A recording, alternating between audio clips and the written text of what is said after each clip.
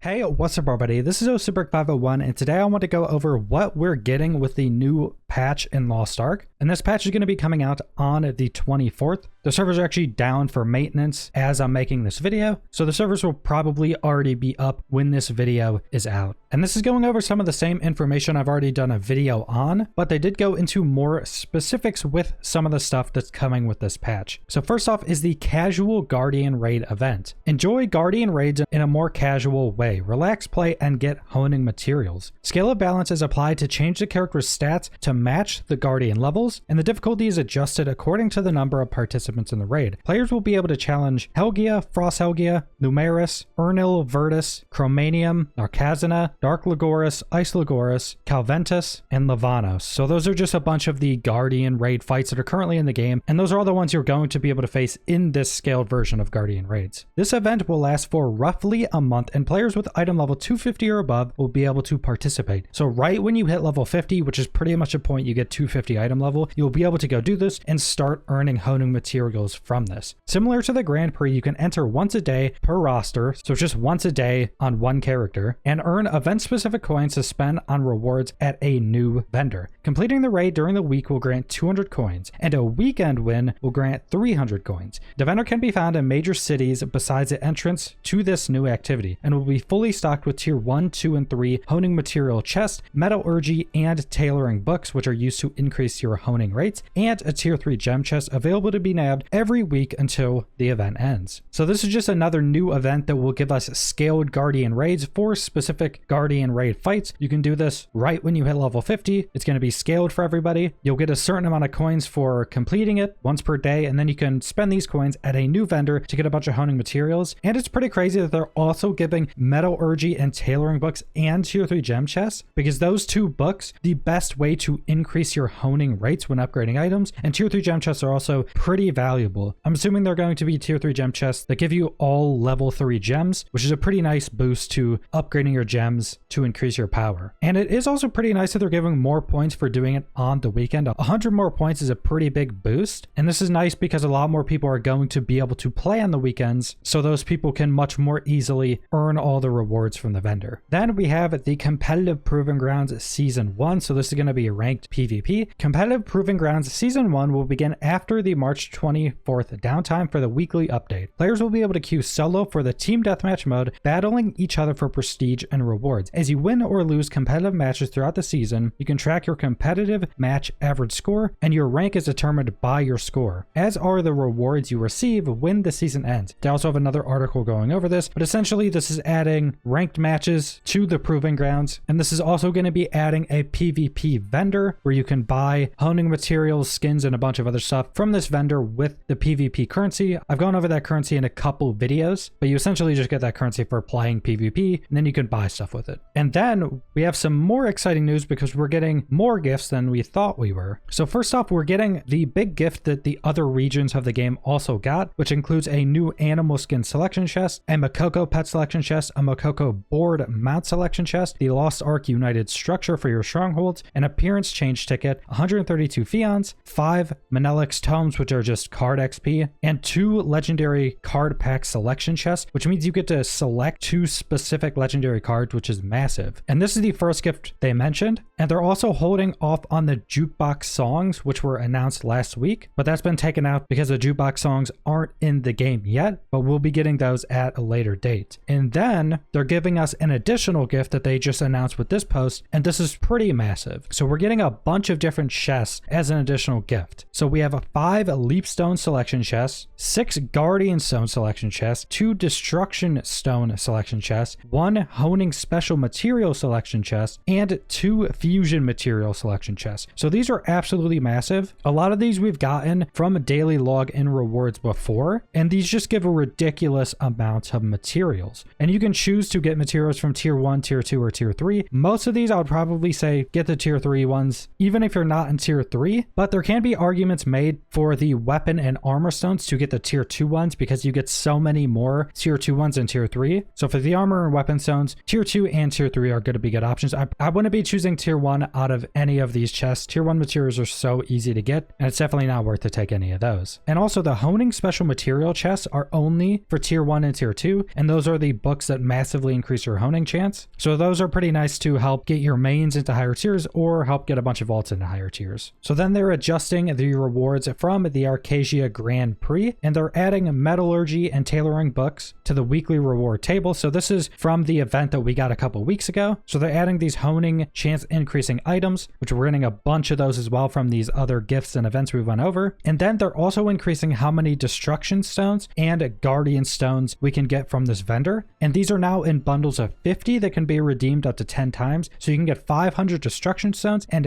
1500 guardian stones per week, which is massive. That is a lot of upgrade materials. And they're also increasing the coins earned to make purchasing these new items easier. Chaos Dungeons and Guardian raids will now grant 125 coins instead of 100 for the first 2 daily on every single character. And the Grand Prix event itself will now reward 880 coins up from 800. So they're adding a ton more stuff to this event, and they're making it easier to get all this stuff by giving us more coins. Now, if you're only here for the new content and more fun stuff, you can stop watching the video now, but I did want to go over this new fraud and bot prevention system they're adding in because it's pretty interesting. And I do think bots are a massive issue in Lost Ark right now because unlike the Korean servers of the game, there's no social security numbers tied to your accounts, so people can just remake free accounts pretty much infinitely. So we are continuing to listen to player concerns and take a hard stance against bots. In this update, we've included a new prevention system to crack down on bots and fraudulent purchases. Players who have a Steam account in good standing and have met the small purchase requirement needed to use Steam's social systems shouldn't be impacted. Players who have not met this trusted status through Steam or Lost Ark will have reduced access to a small number of social and economic systems. Specifically, these accounts will have smaller daily Steam purchase limits than trusted players and will be prevented from initiating player-to-player trades, sending in-game gifts, exchanging royal crystals for gold, and sending in-game mail with attachments. So essentially what this is doing is it's limiting accounts that aren't trusted by Steam or Lost Ark. And to be a trusted account on Steam, you will have had to make a purchase on the site. It will have had to have been a confirmed purchase, so you actually have to purchase something and not just refund it right after purchasing. And I think the account becomes trusted after 30 days, if I'm not mistaken. So if you have a Steam account that you've ever bought anything on, you should be completely fine by this. And that includes anything for Lost Ark because Lost Ark's on Steam. So if you have bought